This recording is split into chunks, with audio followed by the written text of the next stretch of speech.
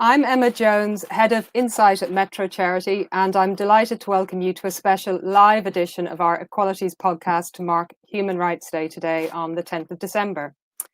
We launched our Equalities Podcast in October this year to mark the 10-year anniversary of the Equality Act 2010 legislation. In these podcasts, I've spoken to leaders across our charity about the word equality and equalities and what it means to them. You can still listen to all of these episodes on your preferred podcast app or at anchor.fm metro-charity. Human Rights Day is another landmark date worldwide. It is on this date in 1948 that the United Nations adopted the Universal Declaration of Human Rights, which states the inalienable rights which everyone is entitled to as a human being, regardless of race, colour, religion, sex, language, political or other opinion, national or social origin, property, birth, or other status. This year's Human Rights Day theme, Recover Better, Stand Up for Human Rights, relates to the COVID-19 pandemic specifically, and how we ensure human rights are at the centre of the world's response to recovery. So today, we at Metro want to discuss how we can recover better from the COVID-19 pandemic and the social and health inequalities it has exposed. We will address how Metro, our partners and our allies are tackling these inequalities as we emerge into a post-COVID world. You can join us in the discussion today by posting in the comments below, tweeting us at Metro Charity or emailing events@metrocharity.org.uk. And for this discussion, I'm delighted to be joined by staff and volunteers from Metro. And I'm going to introduce our contributors to you now. They will also tell you who they are. I'd like to start with our chair of Board of Trustees, Gwen Bryan, who is using an electronic voice. Hello, my name's Gwen Bryan. I've been the chair of Metro for about 4 years, and I am black, disabled, and female. I feel that the Human Rights Act has been critical to my being able to develop and grow, and that's what I'm passionate about for others. Thank you, Gwen. And our CEO, Dr. Greg Usher. Thank you, Emma. My name is Greg Usher. I'm the CEO at Metro. I've worked at Metro since 2005, so for 15 years, and I've been CEO since 2014, so for 6 years. I'm very pleased to be here. Thank you. It's wonderful you're both able to join us. And John, you'd like to introduce yourself next? Thank you, Emma. I'm John Lay. I'm a member of the Board of Trustees of Metro. I'm also on Metro GAD's Management Committee. GAD has been a long-term organisation based in Greenwich, working for the rights and supporting the needs of local disabled people. And I've been involved with GAD in one form or another for over 30 years. The human rights legislation and other parts of human rights work that have been done over the years impacts heavily on disabled people. We only really started making progress once disability moved from being a purely medical situation to a rights-based situation. So I'm very keen to see where we can go in today's meeting. Thank you, John. And my colleague Jose, next. Hi, everyone. Hi, Emma. Very nice to be here. So I'm Jose Mejia, and I'm the HIV peer support manager at Metro.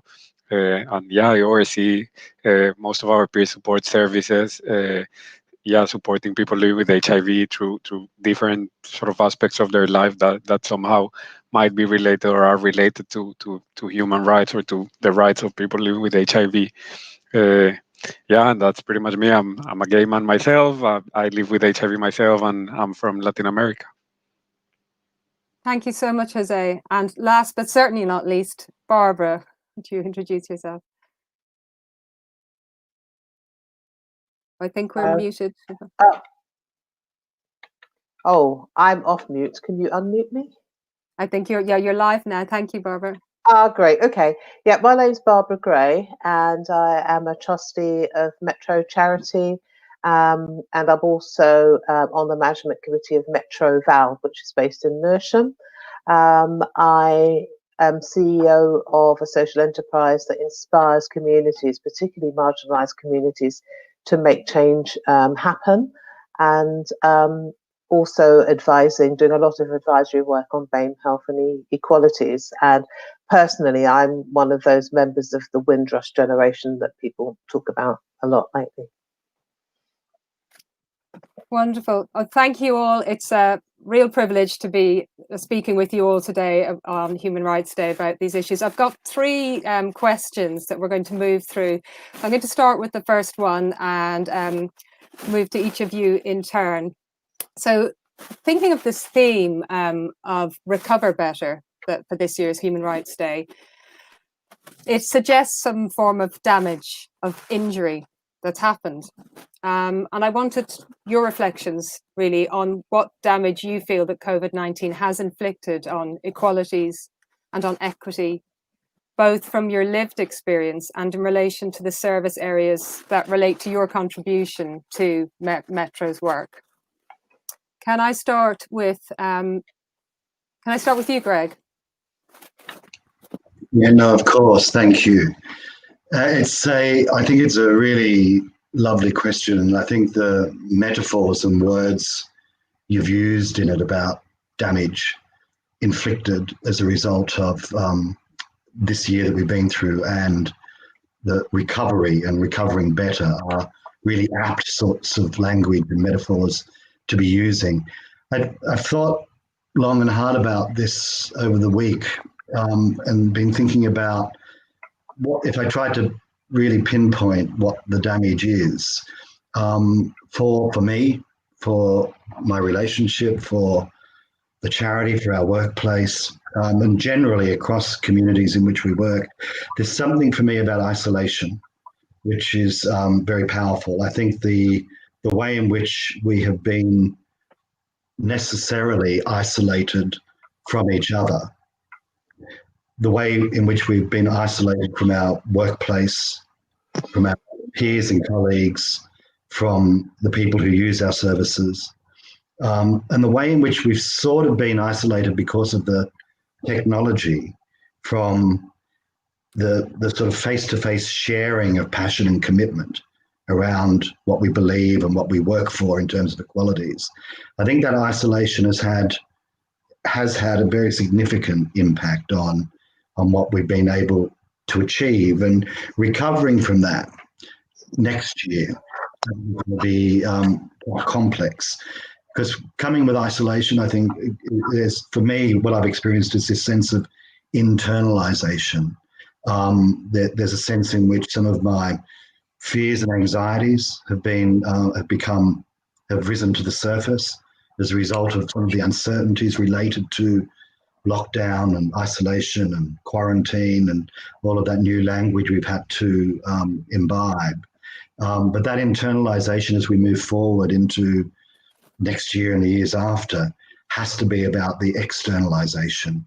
And part of the externalization I think that I'm going to be going through, and we as a charity are going to be going through, is about externalizing our affinity with each other, externalizing our affinity with the communities who use the services provided by our charity. And I think that affinity is a powerful word, and it ties in to some of the metaphorical language you introduced with, Emma. I think building affinity,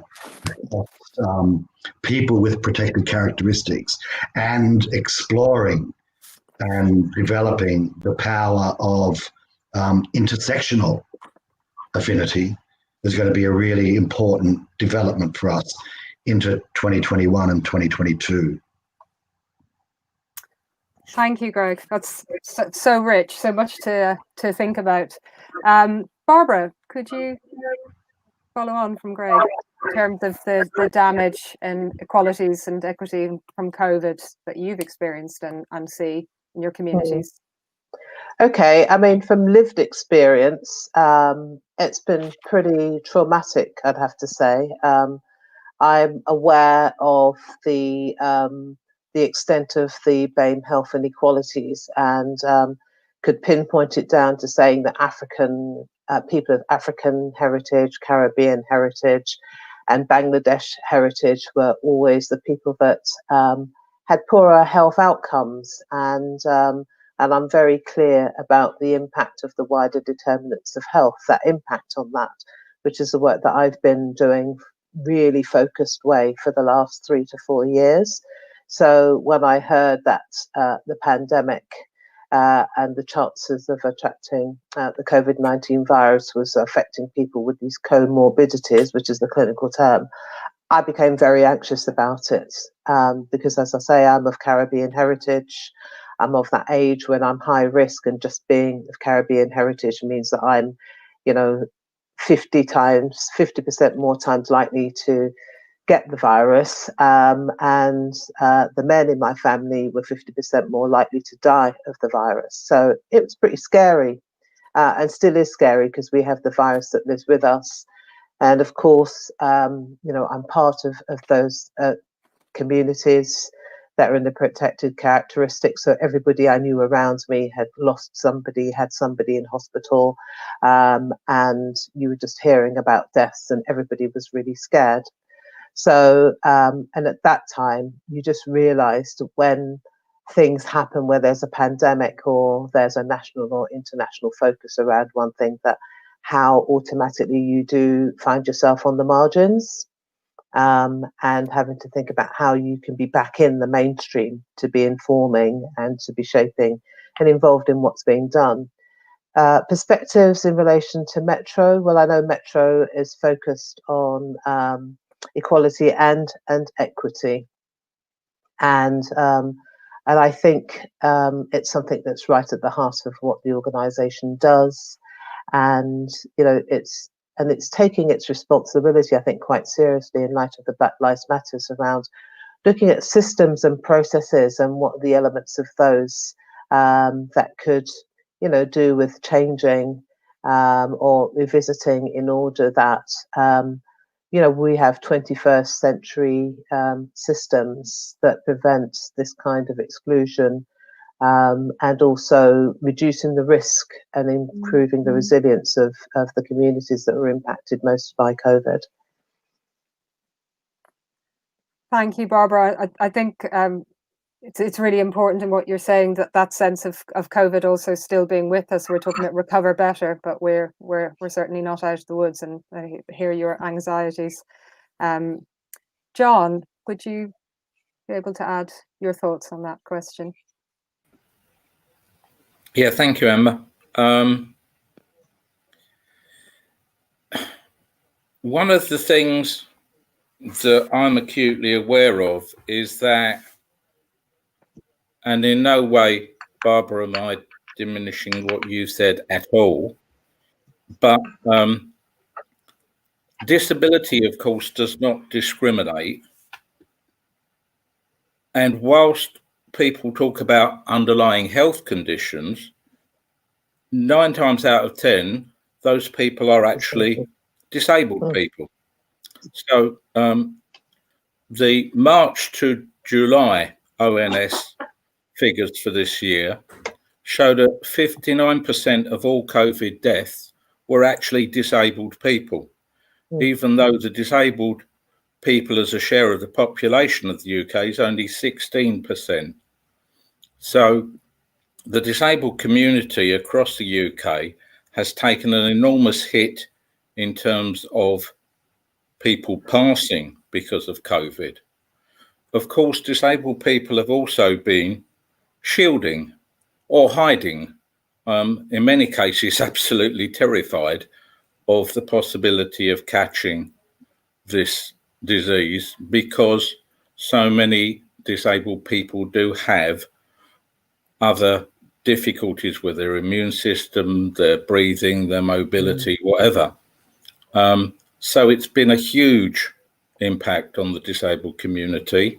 There have been processes put in place to try and support disabled people with things like priority over shopping online and getting things delivered and support. But there have also been issues around people living in their own homes not getting practical support because care staff are either shielding or if you employ, as some of us do, our own support staff, them being ill or shielding or just afraid to go out and about for fear of catching the virus themselves. So it's been a very difficult time. And I do feel that we, as a section of the community, has dropped out of people's functioning and awareness a bit. Even things like social distancing. If you've got a reasonable level of visual impairment, how do you know how distant you are or not? If you do go out into the community, how do you know whether you're following the one-way route around your local supermarket or whatever? It's been incredibly difficult. People wearing masks makes it almost impossible for deaf people who need to lip read to communicate with the wider population. It's piled difficulty on top of difficulty, and many of us have felt more disabled because of the things that everybody's been asked to do to try and keep us all safe. So I think there's an awful lot that we can do. Also, of course, there's the concern that funding for services needed by disabled people, most of which comes from local authorities, who are having a terribly difficult time at the moment because of the money they're spending on COVID. What our services are going to look like following the pandemic, when everybody's trying to recoup money that they've had to spend, is another major concern for a lot of us.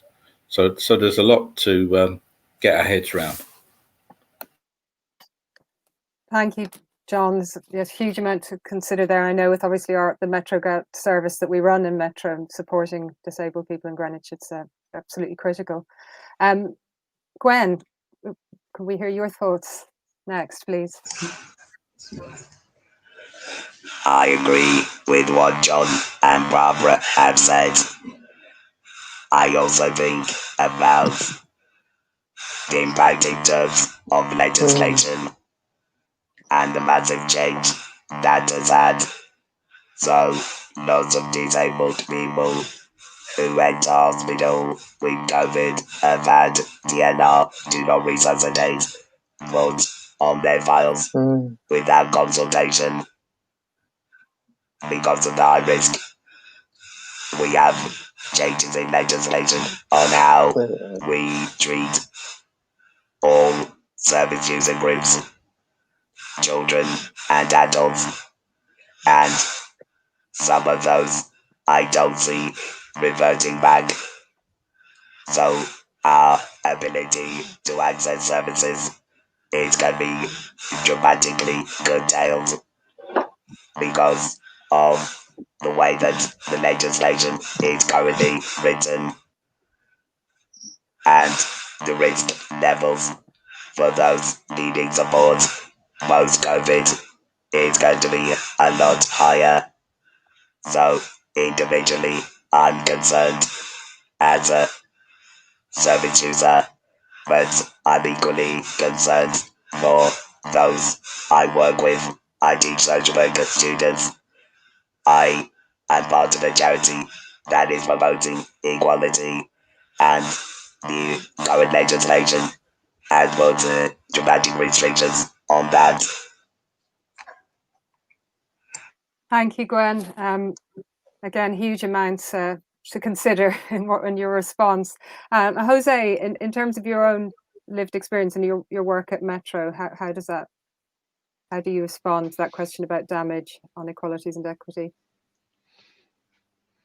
Yeah, I mean, I don't know. I'm just sort of like buzzing a little bit with all that's been said because it's really interesting. A lot of things that I haven't even thought of at some point. But I think in terms of sort of the injury or the damage that we're seeing, there's this, or my feeling is that there's this sort of collective damage to Mm, our emotional health in general, and this sort of collective trauma that we're experiencing, and at the same time there is a sort of collective mistrust to one another, to some people in specific, to governments, to legislators. So there is sort of a collective mistrust as well, and I think saying this, it's sort of important to. I don't think when I say this is a collective feeling, I don't think that the pandemic has affected us all equally. I think it has definitely affected us in many different ways, and yes, we're all in this together, but it mm, hasn't happened equally for all of us. So that's important to say. But I think in general, like, there are those collective things that we are going to need to recover from, and that are going to mean that we need, yeah, some sort of different and tailored services for different people, and for different groups. And I guess the other thing I wonder, and I don't think it that I think has happened differently, is our capacity to react to some of the things happening. I wouldn't say it has been weakened, but maybe it has changed. So our capacity to mobilize, when you think about activists around different things and around different issues, and a lot has happened in the last 6 months, partly sort of ignite or catalyzed by the pandemic, but partly because because of the health inequalities that have been exposed. But I think that the possibility of organizing is, I don't know. I wouldn't know if it's easier or harder, but it's just different, and that's something that it's important to keep in mind as well. But in general, in terms of the recovery, I think, yeah, I think we to sort of pass that, or to move through that collective trauma and collective sort of mistrust and all of that. I think we need a sort of recovery approach that yeah, that includes some fairness into it. If we all haven't experienced this equally, then there should be some people who get additional support to deal with the sort of with what comes next. uh, and I think in that, yeah, that's something that needs to happen. Services need to be much more specific and much more detailed to certain communities. And I don't know, I guess from my own personal experience, it's just been, yeah, hard for my emotional well-being. I've been, yeah, mainly on my own, or mostly on my own, for the last many months, and that's been challenging on its own. I thought I was an introvert, but I'm realizing I miss a lot of the sort of social interactions that I used to have through work or through other things, through supporting people. uh, and and yeah, and I think in terms of people living with HIV in general, there's been a lot of confusions around it, because it's sort of not that clear who should be shielding and who not, and because the cohort of people living with HIV is a very diverse one. So one rule doesn't fit for all of us, and one guideline doesn't yeah, apply to all of us. So it's really important that things are break down considering all those differences between the sort of wider cohort of people living with HIV. Thank you, Jose. I think so that sense of people discussing their emotions and the feelings of isolation is something we can all relate to in this situation, and it's very lovely to feel connected to you all today, and with everybody who's watching or listening. I was struck by what you said, Jose, in terms of the unequal impact and the need for equity in how we recover. And certainly I know from my perspective working in Insight that when we responded in the initial stages of pandemic to Women and Equalities Committee call for evidence on the impact on people with protected characteristics, we could see an immediate impact on our services. But as you're talking, it makes me really realize how long we've been in this thing. And it feels like a long time, that sense of the isolation emotions. So thinking with all that damage and the sort of pain and sadness that we're feeling as well, what about hopes that we might have in this theme of recovering, and sense that we're moving out or moving into a new phase of this? what are your hopes for change and recovery from the initial stages of the pandemic and its ongoing impact now? How can we remake, rebuild, reimagine in terms of these issues of equity and equalities? And I would like to start with Barbara, please, on that. Oh, I think Barbara's muted. Can we unmute Barbara? Yeah, I can hear. I'm here. Fantastic. Yeah. Hello. Thank you. Yes, I think reimagining is the word that jumps out at me the most in terms of hopes for change, because I think if there's room, space, and a desire to reimagine, I think what you visualize is often what you're able to do. And I think the reimagining is really important. There's been a lot of reimagining as a result of learning in terms of the role of charities and small organisations in terms of what it is that they're able to do, the impact that they have, how close they are to issues and communities. So they are very agile in just of just coming in to do what needs to be done very quickly and it being relevant. And there's a distinction between those smaller organisations and the larger charities. You know, there's a real distinction in what they do. And if there's a reimagining and how all of that works really well with statutory organisations, but it just created a bit of a level playing field because everybody was focused on the issue. And once you're focused on the issue and there is that imagination in terms of what are the needs that need to be met right now, and you're focused on that, then that's where the action happens. It doesn't matter who you are, where you are in that ecosystem of delivering the support, the help, whether you're paid or not paid, everybody comes together and does what needs to be done because you're clearly focused and have the intention and the desire to do that. So I think my hopes are that that would be taken forward. And it's a difficult environment economically for everyone. And I thinking of the protected characteristics is that they are part of that going forward, and there isn't a going back because it's quite to this kind of competitive of nature of doing things, which means that the protected characteristics tend to be left out of that in terms of designing the service as well, and even being part of the leadership to deliver it. So I'm really hoping that the reimagination will be done in that kind of collaborative way, which is really focused, and that there's a room for everybody, including the leaders of organisations and BAME organisations, to be part of that in a more equal way, we're in a system where there isn't any favouritism or discrimination, so that we can all be part of delivering identifying the real issues and delivering the solutions together. Thank you, Barbara. I agree it's been inspiring in terms of the response, and certainly some of the boroughs we work most closely with in Greenwich and Lewisham, for example, and that the community hubs and response that has joined the public sector and the VCS, certainly so much to build on. Gwen, could I ask you to respond to that question on hopes for recovery? I think what's excited me about COVID is creativity.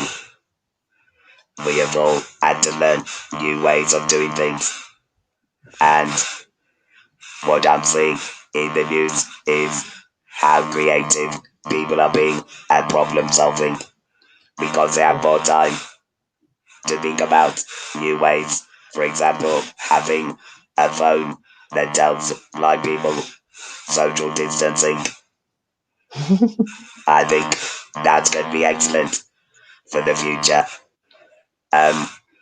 So my hope is that we will continue to be creative in problem solving and that one size doesn't fit all. And I think the pandemic has taught us that. Absolutely. Thank you so much, Gwen. I wholeheartedly agree.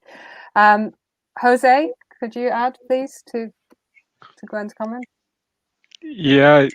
I mean, I guess my sort of main hope or my wishful thinking is it's around. our investment in public services and in community services, and how much this has shown us that they're really needed, and how much we really need to properly fund these services. And not just expect them to do all these amazing things and all this amazing work, and get us through a crisis without the adequate sort of funding. So I hope that part of this is that we understand that austerity hasn't helped us deal with this situation in the best possible way, and that we need a sort of better funding. And I think my other sort of personal or thing that I think it's really important that we learn from this is that we kind of in the future stop talking about viruses and disease in with this like war-like language, which I think it's not very helpful, and we've seen it happen with HIV before, and we are seeing it happen with COVID again. So there's this idea of we need to get rid of this dreadful disease, and there's all these like wording about the disease that I don't think it's very useful, and that I think we're gonna see a lack of that in the near future, or in the recovery process, and a stigma around that. The stigma is created because of that language. Thank you, Jose. And finally, could I go to John on these hopes that you have? Thank you, Emma. I think Greg touched upon it earlier, but I think what I'm really hoping is for this a recognition of intersectionality permeating everything, and also recognition that the people that the service is meant to support or help are the people who know what it is they need and how best it needs to be delivered, and that we need to be working with those communities, with those people very, very closely, even to the point almost of from the very beginning. So you say to people, what is it that you're finding difficulty with? How is it best that that's addressed? What sort of vision do you want in terms of service support, your life, whatever, going forward, rather than sitting in our ivory towers and coming up with a brilliant idea and then going out and saying, we've got this wonderful idea for a service. Would you like to tell us whether it's going to help you or not? Because you're giving people such a narrow focus. Whereas if going forward we can not only reimagine, but involve everybody in that reimagining, then they can take ownership of it. Then we will all rebuild and we will remake a better world, hopefully. You're giving me hope, John. I think we'll have to return to the question of co-production that you're raising in a little while, which is really interesting, the heart of what you're saying there. And Greg. Thank you. How fascinating to hear all of that. It feels like a long time since I spoke, because I spoke first on the first question, and now I'm last on this second question. So I've had an awful lot of time to listen and reflect on everything that's being said, which is so very powerful.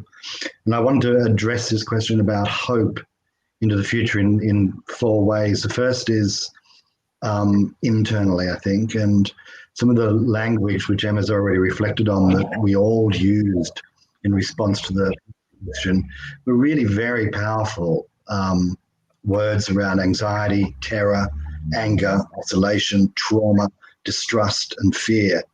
And that they're real. They're real. And I think my hope as we move into next year is that we are able to heal. some of those wounds that look like those words. And healing isn't a thing that happens in and of itself only. Healing is something that requires intention and effort and coming together in a way. So I think there's these wounds that we are carrying, we will better heal from if we do it together. And I think that's the first point I wanted to make about hope. The second hope I have is for our charity, for Metro Charity. And I think there's 3 points I want to make here. The first is that that whilst we've lived through this pandemic, other things have been happening that have created trauma and pain and anger. One of the most palpable being, I think, the brutal murder of George Floyd and the subsequent Black Lives Matter movement, which our charity has really very fundamentally embraced. And moving into the new year and years subsequent from now, our trustees, including the 3 who are with us today, have made a very clear decision to implement an action plan that's been built from within the charity, using the support of a self-organised group of staff and volunteers that have called themselves a Race Equality Action Group. And my hope is that we are able to, as a charity, listen, heal, hear from all of our staff, but particularly from BAME staff, about their experiences of racism within the charity, which are real. Secondly, organisationally, my hope is that we are able to work, because it's another thing that's happened this year while being focused on the pandemic, is that there's been an awful lot of backlash against our transgender peers and colleagues and brothers and sisters. And the work that we need to do as a charity to support transgender rights going forward, I have a hope that we are reinvigorated to join that struggle with our colleagues and peers from other organisations as well.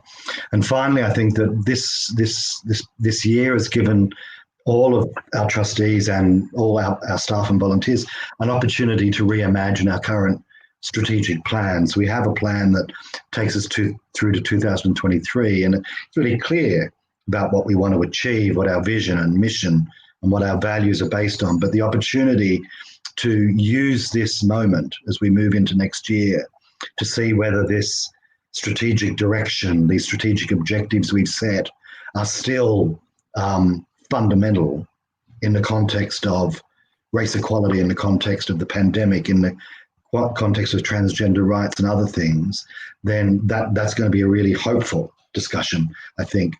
The third aspect, which I'll only mention very quickly, is that we need to focus externally as well. I've been reading very recently that not necessarily as a result of Brexit, but certainly related to Brexit, that the current government is interested in exploring human rights and exploring and reviewing human rights legislation in this country. And that human rights legislation is based on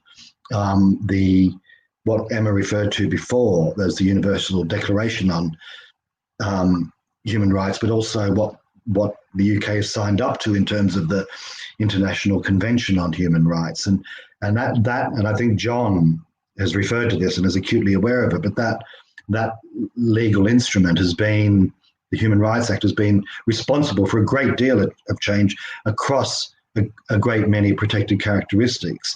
So I think there's work for us to do externally around the Human Rights Act and our belief that is a fundamental piece of legislation in this country. And finally, I just go back to a point I made in the first section, which John picked up on, which is about intersectionality. My hope is that this pandemic has given us the power to realize the affinity of intersectionality, that we with protected characteristics are in this together, but also in this with people without protected characteristics. I'm really proud that Metro has parts of its charity that are focused on the rights of disabled people, that are focused on the rights of LGBT people, that are focused on the rights of all people with protected characteristics. That's why we're an equality charity. But building that affinity of intersectionality and our capacity to do that gives me great hope. Thank you so much, Greg. It's a lot, a real sense of activism, and moving us really into the third question that I want to ask about how we can act and things that we can do more concretely. But I also wanted to say that for others who are listening or watching, that you can post your own questions too. There's the @Metro Charity Twitter handle you can use, or email events@metrocharity.org.uk, and we will pick up your questions. I'm just going to move to my third question now, and I'm going to start with Gwen, if that's okay. So thinking of the hopes that have been expressed about change and how we can recover and recover better, what actions can we take in this context, in this new phase moving into 2021, in the concrete realities we face to improve equity and equalities in Metro services, but also thinking about other collaborations with other organisations and partners who we work with in public sector and voluntary community sector and so forth. Gwen, please. I think for me, we have to start by listening and hearing each other. Not only words, but hearing each other's hearts around equality issues. Not assuming that we know it, and so doing. I'm passionate about us acting in line with our vision, but also people's visions of their own lives, and how and what they want to achieve in their lives, both individuals in the charity and in the community that we serve. Thank you, Gwen. I'm very mindful of how that connects with our aspirational model for working in our current strategic plan. And I wonder if you could pick up on that, Jose, that sense of what we need to do to act and aspirations and so forth, moving into 2021 and beyond. Yeah, definitely. I mean, I think one of the things is, like, if we are thinking in that sort of intersectional approach, I think we need to start and in order to do what Gwen is saying about listening and getting people to talk and listen to each other, I think we need to bring people into the same space. So we need to create spaces that are safe for disabled people, and spaces that are safe for trans people, and spaces that are safe for people living with HIV.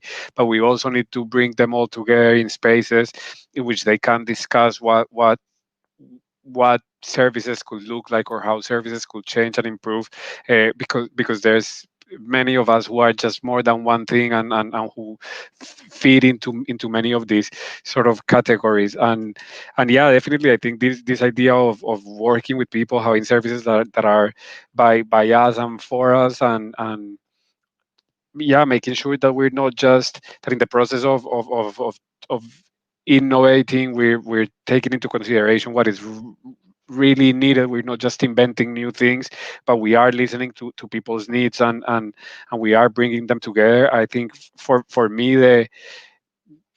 we are still going to need a mix of services that some of them support people in certain specific needs, and some of them become a space for that process of imagining and dreaming, or for achieving those dreams, and those things that they've imagined. So yeah, I think much more sort of creative services that help people explore some of those dreams, or help people expand on some of those rights that they haven't had. Things around new skills and education and creating new things and learning more stuff, and that is not just related to their one condition that mainly affect their life, but that is related to their dreams and hopes, will be something that I think will be ideal to see.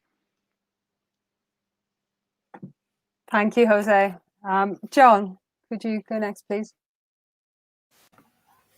Yeah, thank you, Emma. Both the comments that have already been made have been interesting and thought-provoking. The charity certainly needs to be continuing the work that I know we're already doing. I mean, we've got panels now of service users who are feeding in to various parts of the Metro charity, which is good. Perhaps adopting our own version of something that the disability movement's been using for a long time, which is the phrase "nothing about us without us." I'm sure that there wouldn't be that much of an outcry if a multi-equalities group adopted a phrase like that, or even the phrase as it is. I've also, over the years, talked a lot about disabled people needing to be proud of their difference, and I know being proud and pride has real resonance and links with the LGBTQ community. I think there's much we can learn from each other, and I think that's where this joined up approach, so with all the different protected characteristics, all looking at where we overlap and how we overlap. I mean, somebody who was involved in both Metro and GAD in the early years, and I won't mention them by name, but she's well known. Greg and I have talked about this person. Is a member of the LGBTQ community and is also disabled and a woman. So, I mean, as Gwen said earlier, the strands of our lives and our personalities and who we are and what we need in the way of support and recognition to flourish are intersectional. And so the more we can build on that, so that HIV services are aware of whether they're operating from a base that's accessible to everybody in an area perhaps where people from various parts of the community don't have to feel anxious about traveling into that area for any reason whatsoever. There's a whole host of work that needs doing to make sure that everybody who needs to access whatever we're doing as a charity can do so. There's also a need to ensure that everybody who wants to get involved and has something they can bring to the services we provide, to the way we're being managed and guided through as an organisation, can do so. And then we need to find a way when we're interacting with other organisations and with state mechanisms, local authority mechanisms, that we help them to see the reality of our lives and hear our needs, so that they can be as responsive as we want to be.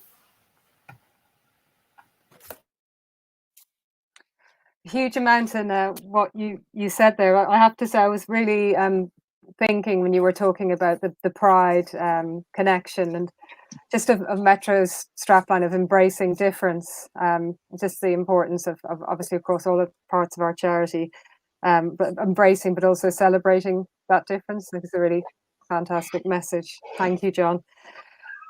Barbara, can I move to you next, and then we'll hear from Greg afterwards on this third question about how we can act in this context that we've been discussing and moving forward to improve equity and equalities in Metro services and also in our wider collaborations and partnerships. Yeah, I mean, just picking up on the points that were made by Jose and John, really, and I'm sitting in my room and I've got sort of a thing that looks a bit like a diamond, and I just love this idea about people being as inspired to achieve their dreams, and we are all multifaceted, and if we look at gems and diamonds, and that's what we like. We kind of spin them around and look at all the different sides and the colours they give off, and all those different things. And that's the beauty and the joy that we get from that. And I think what people have described is just that: is that we're all multifaceted, and with that comes a lot of interest and a lot of joy. And if we can inspire people through the services and the collaborations just to be proud about their multifaceted self and to be able to model that in the way that we do it, both strategic and in the services, and that people don't have to think about that in going about their life. That's just a natural part of who people are, and that's embraced. And I think that's something that would be great, and I think Metro does that and has a good base from which to build that into this 21st century, and really embracing equality and equity in action. And I think building on that, and that being a part of everything they do, then people in reaction to that and working with that will reflect that as well. So yeah, I think in terms of services and collaborations, it is just saying that people are multifaceted. There are many sides that people bring. There's also many areas of expertise, knowledge, joy, rhythms that people bring to it, and just to be able to be open in our approaches, so that we allow that to be open, and we can embrace that in everything we do going forward. Because I think we have an environment, we have a population. We're in London, which is one of the most diverse places in the world, and people live together.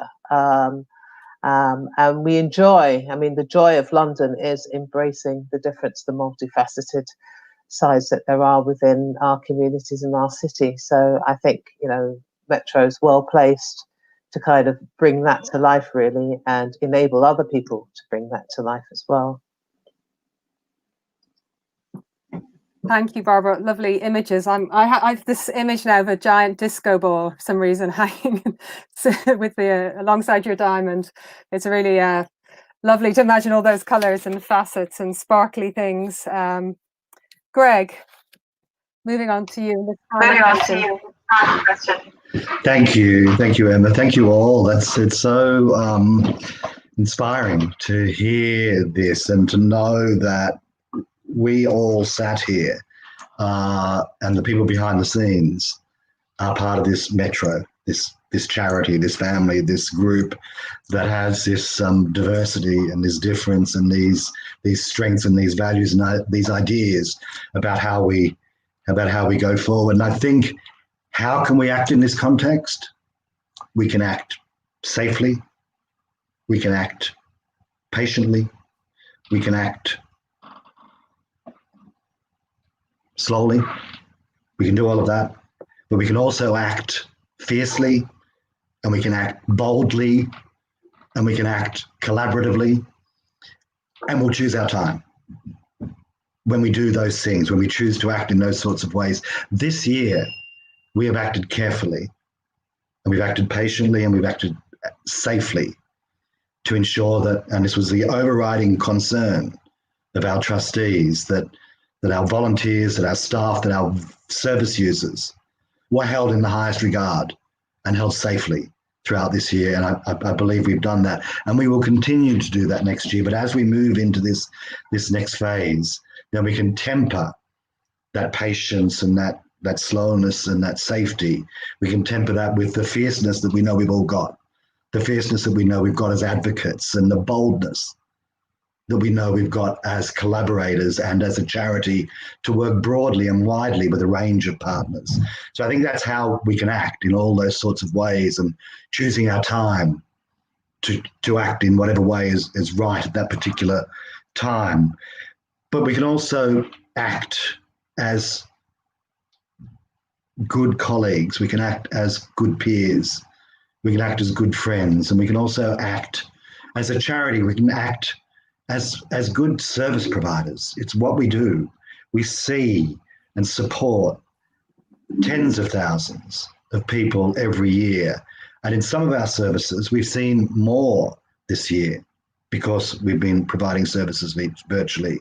In some services, we've seen less. But next year, we will continue to see tens of thousands of people and support them. We will support families who are affected or living with HIV.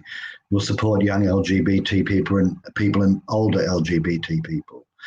We'll support disabled people who've been victims of hate crime. And we will continue to be bold service providers for people with protected characteristics and others as well.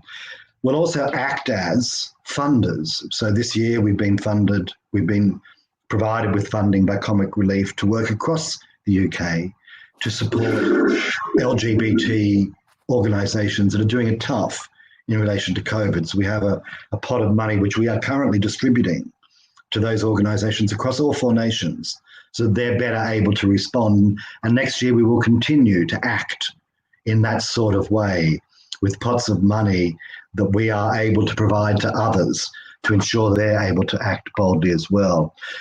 We'll act as good partners, as I've said. We'll act with partners in the voluntary sector, in the statutory sector, in the university sector, across public health and the voluntary sector, central government. All partners we have now, all partners we will continue to have. So we will act as safe, bold partners as much as we can to ensure that sense of collaboration is there all the time. We'll act as researchers, we'll act as advisors, we'll act as mentors, and we'll act, I think, really importantly, and this is part of the role that Emma has in our charity, we'll act as gatherers of insight. We generate through the knowledge that we get from the people who use our services, we get an awful lot of insight that we are beholden to share, and we will continue to act in that sort of way. But the last 2 things I wanted to mention in terms of how we're going to act in this context of what this year has been and how we move forward, that we will continue to be, and I suppose the words in the word act, that we will continue to be activists. Long history to that word. Sometimes a dirty history, sometimes a really good history. But my understanding of the word activist is twofold: that we are embracers and that we are resistors. And we choose where we're going to act in relation to issues that arise. And I've already outlined 2 of those areas into the next year that this charity is going to be really focused on in terms of race equity and race equality and transgender rights as well. So yes, activists, but finally I think we'll be champions of our own strategic goals. Metro's for many years has had a very clear direction about embracing difference, about embracing diversity. Sounds quite simple, but they are politicized, contentious words and notions. And for us to stand up and say that we are embracers of champions, of diversity and difference is a statement in itself, and we will continue to act as champions.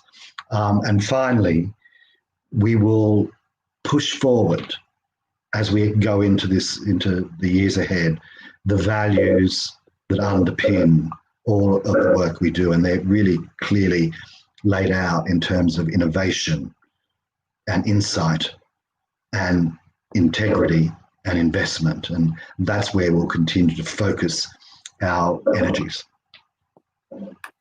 Thank you so much, Greg. We've had a couple of questions coming in from externally that I wanted to turn to now, and very much tying, I think, with Greg was saying, many of you are saying about the importance of also shaping services with service users and with communities we work with, and how we hear and include people in what we do. Question, and I'll leave it open to who would like to answer if you want to put up your hands, panel, is how can co-produced services help us as we move forward in 2021 and beyond? Would anyone like to take that one on? I know John touched on it. Oh, Greg. Yes, please.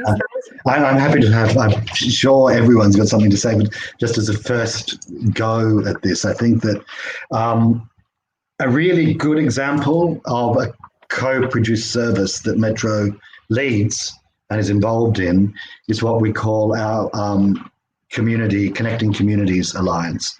So this is a service that's co-produced with the Royal Borough of Greenwich. It's working with 4 other organisations that work in Greenwich with people with protected characteristics, and it's about ensuring that last year, this year during the pandemic, and next year, as we move forward from COVID, that people with protected characteristics have all of the support they need to access information and advice services. Mainstream information and advice services like DWP, like Citizens Advice Bureau, like a range of other services like that, where sometimes people with protected characteristics have great difficulty in accessing those services. So the sense of continuing, and as we've co-produced today, continuing to co-produce those services and ensuring that people with protected characteristics have the best access possible to both specialist and mainstream services as we move forward from COVID is one of our priorities. Wonderful. John, had you, or anybody else? Jose, I think you'd indicated also. Barbara. I'll get it right in the end. On co-production, Barbara, please, first. Yeah, I mean, co-production as a word means so many different things to so many different people, and it depends on where you are as to what it means. And co-production could be seen as, well, I've designed this thing and I come and ask you what you think about it, but there's a limit to the impact that you can have to what's already been designed. Or there is co-production where you bring people in from the very start to even kind of review and be clear about what the situation is, to clearly identify what it is that you want to do, to define the intention, and then to work together to kind of design and see it through to the end, and then have a look and see how that works. So I think, human rights is about equality and everybody having an equal platform. And I think, first of all, it's just about co-production, just to check to see where the balance in power is. And, are people in an equal position where they be having the co-production conversations in a way that allows for ideas to be shared and for them to be really understood? Because you can listen to somebody, but hearing somebody is something that's quite different. And if you really hear what people say and you're working together and embracing this multifaceted person and a group of people that you are, then what you get out of that is much more richer and more likely to achieve something that's closer to what is needed. So I think there is this thing around embracing equality and equity, which is really an important place to start, and thinking about what co-production means, and it's clearly defined, and having the process set out so that people are along that journey together. so that you can achieve some really exciting and amazing things that otherwise wouldn't be defined. Thank you, Barbara. Has any of my panelists, anything else to say on co-production? I've got one other question come in, so I can move on to that. Okay. Just briefly, Sure. Emma. Thanks, John. Thank you. In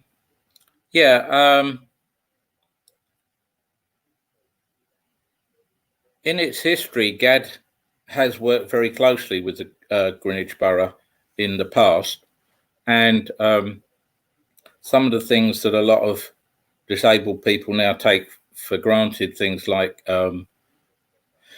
having social services give disabled people direct payments so that they can use funding from social services to employ their own support staff and manage them themselves and decide exactly how and when the support that they need is going to be delivered, so that they have as near an experience of the choice and control that a lot of non-disabled people take for granted in their lives, was something that came from our membership, from our service users, which we then worked closely with Greenwich Borough, and Greenwich Borough, as it was then, piloted setting up these sorts of schemes with local disabled people, and it's now something that's right across the UK. We can do those things on any service, really. We can look to people with protected characteristics and say, what is the issue that's most important in your life? What things can be done to make your life easier, to help you achieve your goals? And how can we help and work with you to make that happen?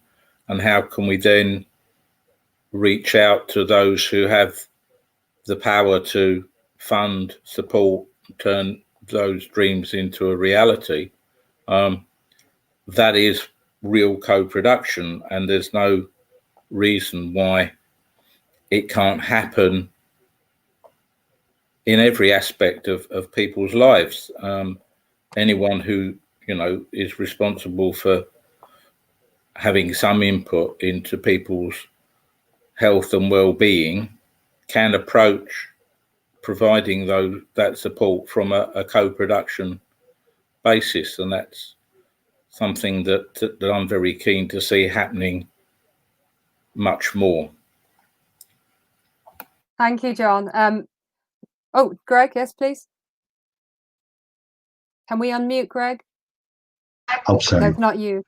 Sorry, I just wanted to very quickly reflect on a phrase that John used before, which I think in some ways captures some of the essence of co-production, which is nothing about us without us. It feels like a really resonant phrase to me in this context. Absolutely. And I think that it's interesting as well to think about in the context of the intersectionality that we're trying to represent in this. In terms of as an issue that ties around, there's another question has come in, but I just wanted to add in my own thoughts when you were thinking about engaging in co-production and service users and listening to people in terms of reshaping things.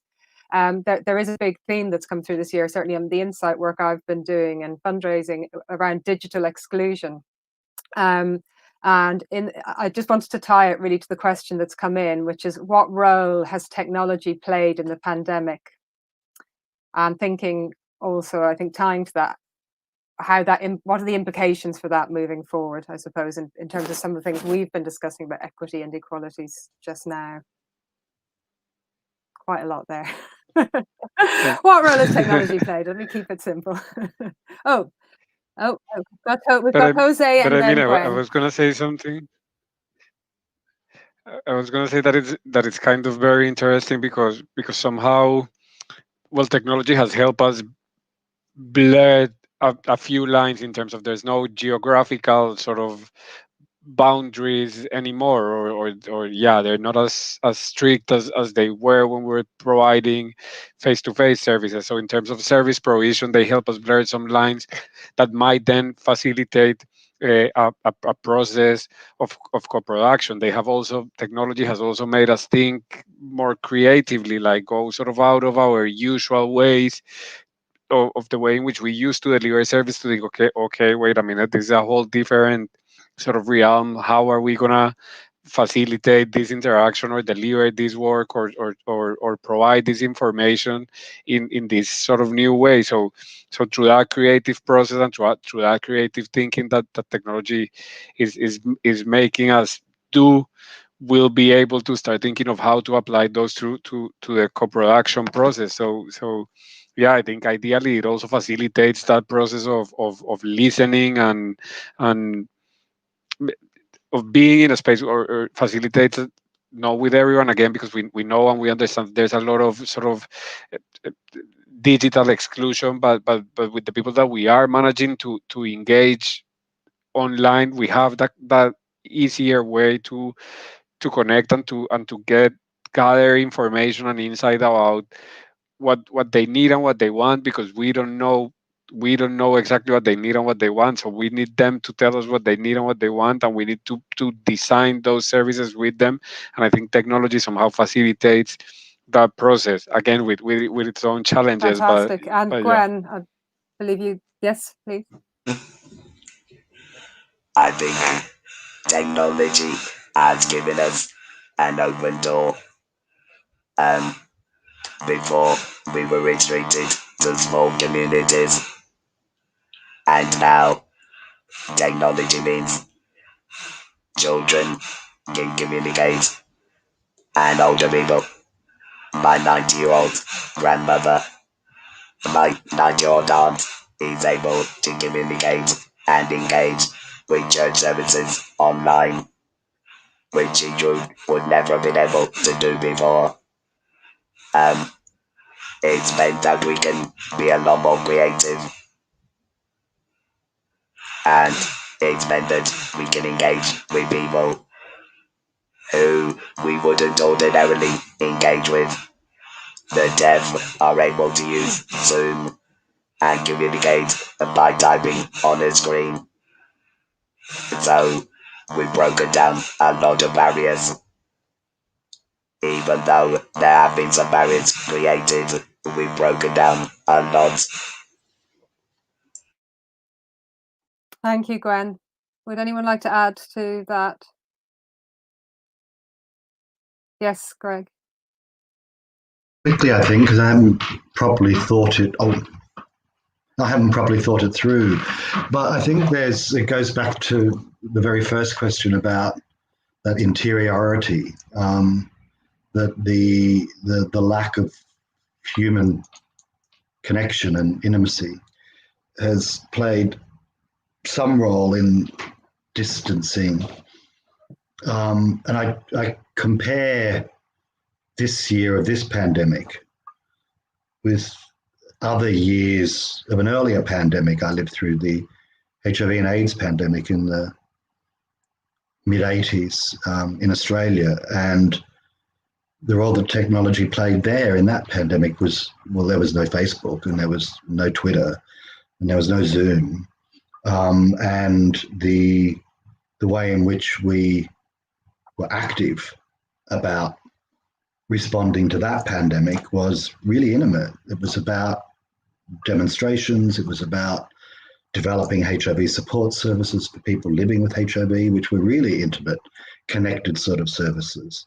And it was about prevention work that was also quite physically close. So I was just reflecting on the difference that technology has played in both those pandemics. And we know through our work with our service users that it's not been a boon for all. We know that that young children and young people who are identifying as LGBTQ prior to the pandemic really welcomed and needed the opportunity to connect with other children and young people like them, to explore issues around sexual orientation and gender identity. And yes, of course, we moved groups online.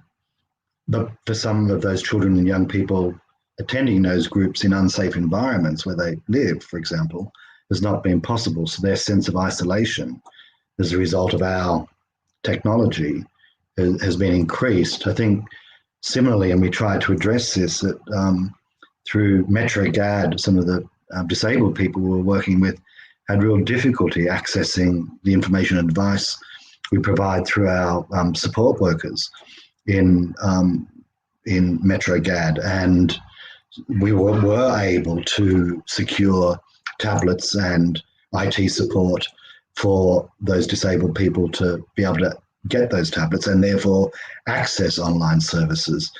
So it's a double-edged sword, I think. Some of the issues that arose we've been able to address, but it has raised also a lot of questions going forward about the nature of the work we do and whether any of this will have long-term impacts around providing services online, which are all still questions. Thank you, Greg. Would anyone else like to come in on that, or are we? I just want to quickly, very quickly, I think the role of technology has enabled people to be heard, and usually people who aren't heard. So, the Black Lives Matter technology has really supported the growth of that, in that it became an international movement. And when you look at the marches and people coming into London to be part of that, you saw young Black boys, 14 years old, who were there part of that, and they felt safe to come out and to do that because there were so many other young people like them around to do that. And I thought that's just a first, that they felt able to do that and there was no trouble and they were supported and they could be seen and to be heard. So that was quite significant with the Black Lives movement. And also I was listening to an inquiry of the Women's Committee, which is part of Parliament, where they debate and look at issues around equality. And there was a petition that was started by two 19-year-old girls about diversifying the curriculum. And that was purely done through technology, and it got the numbers, which meant that the Parliament had to debate it. And you now have this inquiry where you've got a group of young people who are asking questions of all kinds of people, ministers, people in the education system, which is quite an established one, who are exploring different ways as to how the curriculum can more reflect the population. Now, without the technology, that wouldn't have heard. So it just goes to show that once people do have access to it, the impact it can have. Thank you so much, Barbara. I just feel we've covered an incredible amount of territory today. I'm going to start bringing things to a close. And I'm going to spring this on you all, I'm sorry, but I'm going to ask each of you to give 2 words that sum up what human rights mean to you. And also, just after those 2 words, another 1 word to encapsulate your hopes for equality and equity moving into the new year. Okay, so I think I will start just to give you a little bit more time to think about it. So 2 words that sum up human rights for me. I think I'm going to have to steal from Barbara Gray. I'm going to steal multifaceted. I just think it's wonderful. And in terms of human rights, I think I have to also say equalities. And in terms of word moving forward into the new year for me, I would say, put at the heart of it, emotions, which I feel is something you've all expressed today. So could I go to Jose first? Sorry. Yeah, I don't know. I think in human rights is just respect and inclusion, I guess. And with moving forward, I think we need a sort of wider or more diverse voices or more people involved, like a wider platform, I guess. Sorry, that wasn't two in one word, but you're allowed a phrase. It's okay. We won't punish you. And could Gwen, could you go next, please? Human rights means to me life and freedom, and moving forward, for me, excitement. Wonderful. And John? Well, my two words for human rights are actually going to be one phrase, but two words, and I'm going to steal them, and I will acknowledge that they've come from Benjamin Zephaniah, and that's one tribe. And the one word for the future, I